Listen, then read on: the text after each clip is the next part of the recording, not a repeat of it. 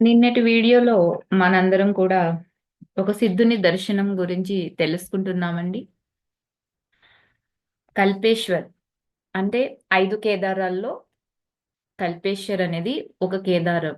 అక్కడ ఒక శివుడి రాతి విగ్రహం ఉంటుందండి. అక్కడికి వెళ్తున్నారు.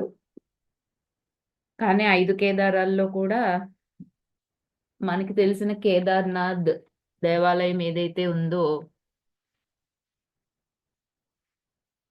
అదే చాలా ప్రసిద్ధమైనదన్నమాట. అది ఎంతో సముద్ర మట్టానికి 12,500 అడుగులు ఎత్తునున్న కేదార్నాథ్ గుడికి వెళ్తూ కూడా వీళ్ళు మధ్య మధ్యలో ఉన్న చిన్న చిన్న ఊళ్ళను దాటుకుంటూ చక్కగా మధ్యలో వీళ్ళకి తెలిసిన కొందరు ఆతిథ్యం ఇవ్వటం, ఆ రోజు ఆతిథ్యాన్ని అక్కడ స్వీకరించి మళ్ళీ అక్కడి నుంచి మధ్యాహ్న భోజనం చేసిన తర్వాత బయలుదేరడం. అలా 2 గంటల తర్వాత బర్కీ వైపుకు వెళ్తూ బంతి మొక్కలున్న ఒక అందమైన అడవి గుండా వెళ్తూ ఒక ఉర్గం అనే అద్భుత లోయని కూడా చూస్తారండి. అక్కడ సూర్యుడు అస్తమించుతున్న చిత్రాన్ని మనకి శ్రీ అమ్మగారు కంటికి కనబడినట్లు, మనం అక్కడ లేకపోయినా కూడా అందాలని మన కంటికి కనిపించే విధంగా ఆయన వర్ణిస్తున్నారు. అక్కడి పక్కన వాగొకటి ప్రవహిస్తుంది. అక్కడ నీళ్లు స్వచ్ఛంగా, స్ఫటికలంగా, అలాగే నిర్మలంగా ఉంటాయంటండి. స్ఫటికంలాగా నిర్మలంగా ఉంటాయి అని చెప్తున్నారు. అవి అవి ఎందుకు అంత అలా చెప్తున్నారు అంటే మనకి, అలాగా వాగులు అక్కడ ప్రవహించడం వల్లంటండి, అక్కడ ఆ వాగు ఏమవుతుంది అంటే, ధవళ జలాలు దట్టమైన నీలి నలుపు కొండ కొమ్మల మీద ప్రవహిస్తూ ఉన్నాయంట. ఆ కొండ కొమ్మల నుంచి ఆయుర్వేదంలో చెప్పుకునే శిలాజిత్ అని చెప్పే లక్క బంక కారుతూ ఉంటుందని బాబాజీ చెప్పారు. శిలాజిత్ అంటే మనందరికీ తెలుసండి. దాన్ని ఎన్నో రకాల ఆరోగ్య విషయాల్లో మనం దానిని వాడుతూ ఉంటాము. షుగర్‌కి వాడతారు, రక్త హీనతకి వాడతారు, బీపీకి వాడతారు. ఎన్నో చాలా ఉన్నాయి. దాన్ని ఎంతవరకు తీసుకోవాలి అని తెలిసి మనం మోతాదులో తీసుకుంటే సరిపోతుంది. అది ఒక ఆయుర్వేద వనమూలిక అన్నమాట. ఎలా ఉంటుంది అంటే, ఇప్పుడు మనం చింత చెట్టుకి కానీ ఆహ్, లేదు అంటే తుమ్మ చెట్టుకి జిగురొస్తుంది ఫ్రెండ్స్. మీరు చూసే ఉంటారు. ఆ జిగురు ఎండిపోయాక ఎలా అయిపోతుందో, ఇది కూడా సేమ్ అలాంటి జిగురు పదార్థం అన్నమాట. అలాగే ఉంటుంది. దాన్ని మనం పొడి చేసి మోతాదులో వాడుకోవాలి మన ఆరోగ్యానికనమాట. ఇది మనకి నిన్నటి క్లాస్‌లో తెలుసుకున్న జ్ఞానం. మిగతాది ఈరోజు కొనసాగించుకుందాం. Welcome to my channel Sunitha Garapati spirituality @ 1051. Friends అందరూ కూడా లైక్ చేయండి ప్లీజ్. గురు బ్రహ్మ, గురు విష్ణు, గురుర్దేవో మహేశ్వరః. గురు సాక్షాత్ పరబ్రహ్మ తస్మాయ్ శ్రీ గురవే నమః. ఎందరో మహానుభావులు, అందరికీ నా వందనాలు. నాకీ జన్మనిచ్చిన నా తల్లిదండ్రుల పాదపద్మాలకు, నన్ను ఆధ్యాత్మిక మార్గంలో నడిపిస్తున్న నా గురుదేవులందరి పాదపద్మాలకు నా హృదయపూర్వక పాదాభివందనాలు. ఈయన శ్రీ అమ్మగారు మనకిక్కడ ఏం చెప్తున్నారంటే, ఆ ప్రాకృతిక లక్షణాలున్నాయి గదండీ! ఆ ప్రకృతి అక్కడంటే ఏ విధమైన దోపిడీకి లోను కావు అని చెప్తున్నారు. ఎందుకు అంటే, ఎంతో వ్యయ ప్రయాసలతో కూడుకుని ఉంది ఆ హిమాలయాల యాత్ర. అంత కష్టపడి ఎళ్ళేవాళ్ళు చాలా తక్కువ కాబట్టి, అక్కడున్న ప్రాకృతిక లక్షణాలు ఎవ్వరికీ దోపిడీకి కావట్లేదు అని చెప్తున్నారు. అక్కడ వాటి మధ్యలో దాక్కుని ఉందంటండి ఒక సహజమైన గుహ. ఆ గుహలో కల్పేశ్వరికి చెందిన కల్పేశ్వర శివుడు పాషాణ లింగ రూపంలో దర్శనమిస్తాడంట. అక్కడ కల్పేశ్వర శివుడు కాపురం ఉంటున్నాడు అని చెప్తున్నారు శ్రీ అమ్మగారు మనకి. ఇత్తడి గంట ఒకటి వేలాడుతూ ఉందంటండి ఆ ద్వారం దగ్గర. అక్కడి నుంచి వీళ్ళు లోపలికి ప్రవేశించారంట. బాబాజీ శ్రీ అమ్మగారు ఆ గుడికి వచ్చినట్టు ఆ యొక్క శివుణ్ణి దర్శించుకోవటానికి సూచనగా బాబాజీ గారు ఏం చేశారు అంటే గంటను మోగించి ఆ గుహ ఆలయంలోకి ప్రవేశించారంటండి. గుడిలోకి వెళ్ళగానే గంట ఎందుకు మోగిస్తాము అంటే నేనొచ్చానయ్యా భగవంతుడా నిన్ను దర్శించుకోవడానికి నా వంక చూడవయ్యా ఒక్కసారని మనం ఎంతో ప్రేమతో వినమ్రతతో ఆయనకి చెప్పుకుంటున్నాం అనమాట. ఆ గంట వాయించటంలో ఉన్న అర్థం అది ఫ్రెండ్స్. ఇక్కడ ఉడ్గుం లోయలోనంటండి దేవగ్రామ్ అని ఒక సమీప గ్రామం ఉందంట. ఆ గ్రామం నుంచి ఒక పూజారి వచ్చారంట. ఆయన బాబాజీ గారికి అత్యంత భక్తితో మొక్కి ఆయన పాదాలు తాకి చేతులు జోడించి వినమ్రుడయ్యాడు అని చెప్తున్నారండి. చీకటి పడబోతుందంటండి. ఒక మాదిరి పెద్ద నూనె దీపంతో ఆ సాయంత్రం పూట హారతి ఇవ్వడానికి అనుమతి అడిగాడంట ఆ పూజారి. బాబాజీ గారు అనుమతి ఇవ్వగానే పూజారి హారతిస్తూ ఉండగా ఓం నమః శివాయ అనే మంత్రాన్ని బాబాజీ గారు ఉచ్చరిస్తూ ఉన్నారంట. శ్రీ అమ్మగారు ఆ టైంలో చిన్న వెండి గంట ఉంటే దాన్ని మోగిస్తూ ఉన్నారంటండి. పూజారి ఆరతి దీపాన్ని చుట్టూ తిప్పుతూ ఉండగా ఆ దీపపు కాంతిలో గర్భగుడిలో వెదజల్లినట్టు చాలా రాతి లింగాలలో ఇది ఒక లింగమని శ్రీ అమ్మగారు గ్రహించారంటండి. అంటే ఆ గర్భగుడిలో ఇంకా చాలా లింగాలు ఉన్నాయంట. ఆరాధన అయిన తరువాత వీళ్ళు నిశ్శబ్దంగా కూర్చుని ఉన్నారంటండి. ఆ నిశ్శబ్ద స్థితి ఎలా ఉంది అంటే సర్వవ్యాపి శాంతిని, ప్రేమని అక్కడ కనబరుస్తుంది అని చెప్తున్నారు శ్రీ అమ్మగారు. పూజారి అప్పుడంటండి శివుడికి నివేదనకై కొంత తేనెను తెచ్చాడంట. ఆ నివేదన అయ్యాక ఈ విశ్వనాథ్ బాబాజీ గారికి, శ్రీ అమ్మగారికి ఇచ్చారంటండి. అది ఎలా ఉందంటే చాలా తియ్యగా ఉంది. వీళ్ళు ఒక బంతి పూల తోట ఉందని చెప్పారు కదండి. ఆ బంతి పూల నుంచి సేకరించిన తేనెనమాట అది. బంతి పూల మందవాసన కూడా దానికొస్తుంది అని చెప్తున్నారనమాట. ఆ యొక్క పూజారి వీళ్ళిద్దరిని గురు శిష్యులిద్దరిని కూడా ఆ దేవగ్రామానికి రమ్మని పట్టుబట్టారంట. కానీ బాబాజీ మాత్రం అక్కడ ప్రయాణికుల కోసం కట్టిన ఒక చిన్న గది ఉందంటండి. ఆ విశ్రాంతి గృహంలోనే ఉంటాము అని చెప్పారంట. దానికి ద్వారబంధం తెరిచే ఉందంట. ఆ ద్వారం ముందు ఒక నిప్పు గుండం గూడా ఉందంటండి. పూజారి ఏం చేశాడంటే తాను వంట చెరుకు, భోజనము తీసుకుని వెనక్కి వస్తానని చెప్పి వెళ్ళాడంట. అంటే తీసుకొస్తానని చెప్పి వెళ్ళాడనమాట. అలాగే ఆ ఊరి గ్రామ పెద్దుంటారు గదా! వాళ్ళకి కూడా చెప్తాను అన్నారంటండి. కొద్దిసేపట్లో ఆయన వెళ్ళాక శ్రీ అమ్మగారు, అలాగే శ్రీ విశ్వనాథ్ బాబాజీ గారు అక్కడ ఉన్నారు. చంద్రుడు అంటండి మబ్బుల మాటు నుంచి బయటకు వచ్చాడంట. ఆకాశం ఎలా ఉంది అంటే నక్షత్ర కాంతితో వెలిగింది అని చెప్తున్నారు. చాలా చల్లగా ఉంది. మేము గది అవతలే కూర్చుని ఉన్నాము. ఉన్ని దుప్పటిని, మఫ్లర్‌ని సరిగ్గా ఒంటి చుట్టూ కప్పుకోమని బాబాజీ గారు శ్రీ అమ్మగారికి సైగ చేశారంట. ఎందుకంటే ఇతను అంతకుముందే కదా న్యూమోనియా వ్యాధికి గురయ్యాడు.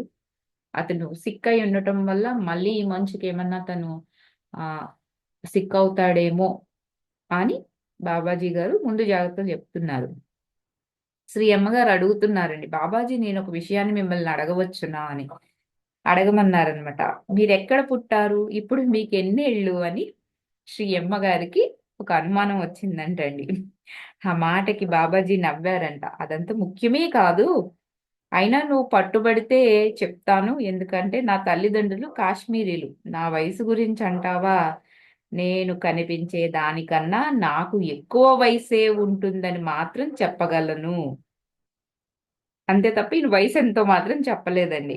మహాయోగి శ్యామ్ చరణ్ లాహిరి మా గురువులు మా గురువులైన శ్రీ గురు బాబాజీని మొదటిసారి కలుసుకున్నారంటండి. మహాయోగి శ్యామ్ చరణ్ లాహిరి గారు ఆ యొక్క మహా అవతార్ బాబాజీ గారిని మొదటిసారి కలుసుకున్నప్పుడు ఆయనను గుహలోని బాబాజీ పీఠం దగ్గరకు తీసుకుని వెళ్ళిన వాడిని నేనే అని చెప్తున్నారు. అంటే శ్యామ్ చరణ్ లాహిరి ఉన్నప్పటి నుంచే నేనున్నాను. లాహిరి మహాశయులు కాలం నాటి నుంచే నేనున్నానని చెప్పకనే చెప్తున్నారు ఇక్కడ మనకి విశ్వనాథ్ బాబాజీ గారు. అప్పుడు శ్రీ అమ్మగారు అడుగుతున్నారు. అంటే అది జరిగి 100 ఏళ్లు పైబడి అయింది కదా!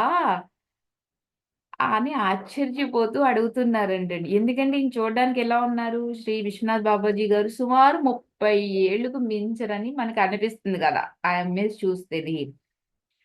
యుక్తాహారంతోటి, అలాగే కాయకల్ప అభ్యాసంతోటి ఎవ్వరైనా కూడా చాలా కాలం బతకొచ్చు అని, అలాగే యవ్వనాన్ని కూడా నిలుపుకోవచ్చు అని బాబాజీ గారు చెప్పారంటండి. నువ్వు కూడా అప్పుడప్పుడు తరువాతి జీవితంలో పైబడే సామాజిక ఒత్తిళ్లను ఓర్చుకోవడానికి కాయకల్ప అభ్యాసం చేయాల్సిన అవసరం ఉంటుందా అని చెప్తున్నారండి. బాబాజీ ఏంటి ఒత్తిళ్ళా? మీకా? అని శ్రీ అమ్మగారు అడిగారంట. ఇక్కడంతా బాగుంది గదా! ఏ రకమైన ఒత్తిళ్ళు లేవు కదా! ఇక్కడ మీతో ఈ హిమాలయాల్లో తిరుగుతూ ఎప్పటికి ఇక్కడే ఉంటాను. నేను కింది మైదానాలకు అసలు వెళ్ళదలుచుకోలేదు అని శ్రీ అమ్మగారు చెప్తున్నారు. అంటే శ్రీ అమ్మగారి జీవితంలో ఒత్తిళ్ళు అని చెప్తున్నారు. నాకు ఒత్తిళ్ళేంటి? నేను చాలా బావున్నాను గదా! మీ యొక్క శిష్యరికంలో. నాకసలు కింద బాహ్య ప్రపంచంలోకి వెళ్ళాలని లేదే. నాకక్కడ జీవితం గడపాలని లేదు అని చెప్తున్నారండి. బాబాజీ గారు ఎంతో ప్రేమగా చూసారంట. నీకిష్టం లేకపోయినా కూడా నువ్వు వెళ్ళాలి. నువ్వు ఆ పని చెయ్యాలి. ఎందుకంటే అది గురుదేవులు యొక్క కోరిక, ఆకాంక్ష. గురుదేవుల పని. తక్షణమే కాదనుకో.